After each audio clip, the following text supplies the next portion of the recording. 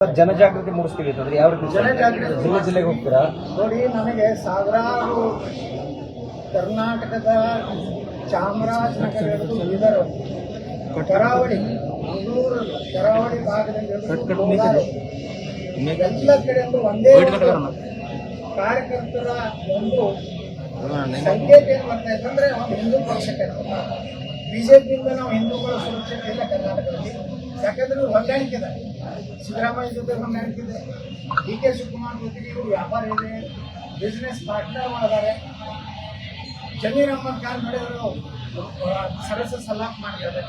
ಮತ್ತು ಹಿಂದೂಗಳ ರಕ್ಷಣೆ ಮಾಡೋರು, ನೀವು ವೋಟ್ ಹಾಕಿದ್ದು ಹಿಂದೂಗಳ ರಕ್ಷಣೆ ಮಾಡಲಿಕ್ಕೆ, ಅದನ್ನು ಮಾಡ್ತಾ ಇಲ್ಲ. ವಿಧಾನಸಭೆಯಲ್ಲಿ ರಾಜಣ್ಣ ಅವರು ಹೇಳ್ತಾರೆ, ಆದ್ರೆ ಆ ವಿಜಯೇಂದ್ರ ಒಂದು ಅಶೋಕಿ ಹೇಳ್ತಾನೆ, ಅದನ್ನು ಪ್ರಸ್ತಾಪ ಮಾಡಿ. ಯಾಕಂದ್ರೆ ಅವ್ರು ಹೇಳಿದ್ದಾರೆ ಸಿದ್ದರಾಮಯ್ಯ, ಡಿ ಕೆ ಶಿವಕುಮಾರ್, ವಿಜೇಂದ್ರ, ನೀ ಏನಾದರೂ ಭಾಳ ಜಿಗಿದಾಡಿ ಅಂದರೆ ನಿಮ್ಮ ಮಕ್ಕಳು ಪಕ್ಷದಲ್ಲಿ ಒಳಗಾಗ್ತೀವಿ, ನಿನ್ನ ಮೇಲಿನ ನಕಲಿ ಸಹಿಗಳನ್ನು ನಾವೆಲ್ಲ CBI ಕೊಟ್ಟು ನೀವು ಬರೋಬ್ಬರಿ ಮಾಡ್ಕೊಂಡದಕ್ಕೆ ಬಿಜೆಪಿಯನ್ನ ಇವತ್ತು ಕರ್ನಾಟಕದಲ್ಲಿ ನೈತಿಕ ಅಧೋಗತಿ ಮಾಡಲಿಕ್ಕೆ ಇದನ್ನ ಕೇಂದ್ರ ಹೈಕಮಾಂಡ್ ತಿಳ್ಕೊಳ್ಳದೆ ಹೋದ್ರೆ ಮುಂದೆ ಏನಾದರೂ ಒಂದು ನಾವು ನಿರ್ಣಯ ಮಾಡಿದ್ವಿ, ನಾವು ಸರ್ವೆ ಮಾಡ್ತೀವಿ, ಎಲ್ಲರೂ ಒಪಿನಿಯನ್ ಸ್ಟಾರ್ಟ್ ಮಾಡ್ತೀವಿ ಮೇಲೆ ರಾಜ್ಯದಲ್ಲಿ.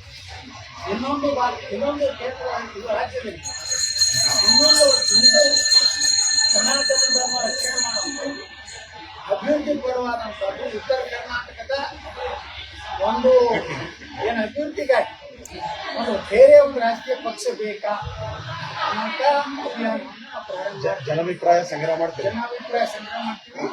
ನಾವು ಇಡೀ ರಾಜ್ಯದಲ್ಲಿ ನಾವು ಸುತ್ತಾಡ್ತೀವಿ, ಎಲ್ಲ ಕಡೆ ಜನಾಭಿಪ್ರಾಯ ತಗೋತೀವಿ. ಸಾಕಷ್ಟು ವಿದೇಶಗಳಿಂದ ಸಹ ಇವತ್ತು ನಮಗೆ ಕರೆ ಬರ್ತಾ ಇದೆ, ಫೋನ್ ಬರ್ತಾ ಇದೆ, ನೀವು ಒಂದು ಪಕ್ಷ ಕಟ್ಟಿ ಹಣ ನಾವು ಮಾಡಕ್ಕೆ ನೋಡಿದ್ವಿ.